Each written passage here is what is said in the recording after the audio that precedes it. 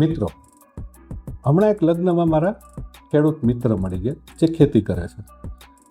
એમની સાથે ઇન્વેસ્ટમેન્ટની જ્યારે હું વાત કરતો હતો ત્યારે એમનો એક પ્રશ્ન એ હતો કે ભાઈ અમારી રેગ્યુલર ઇન્કમ હોતી નથી, તો અમે આમાં ઇન્વેસ્ટમેન્ટ કેવી રીતે કરીએ? તો મારો સામો પ્રશ્ન હતો કે ભાઈ મહિને 3,000 થી 5,000 રૂપિયાને તમે જે માવા ખાઓ છો તો એ કેવી રીતના મેનેજ કરો છો?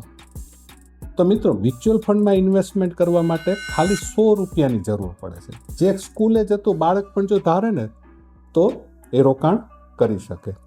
માની લો કે આપણે એક્ઝામ્પલ જોઈએ કે કોઈ ખેડૂત છે એ મહિને 1,000 રૂપિયાની એક એસઆઈપી કરે, 5 વર્ષ સુધી એસઆઈપી ચાલુ રાખે તો 60,000 રૂપિયા બચાવ્યા હોય અને 12% રિટર્ન મળે તો 82,000 થી 85,000 રૂપિયાની જેવું ફંડ એકઠું થયું હોય. હવે માની લો કે કોઈ એકાદ વર્ષ નબળું આવ્યું તો આ જ પૈસાનો એ ખેતીમાં ઉપયોગ કરી શકે અને ઊંચા દરની લોન લેવાથી બચી શકે.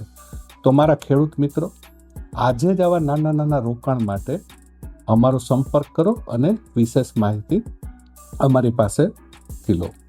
Thank you.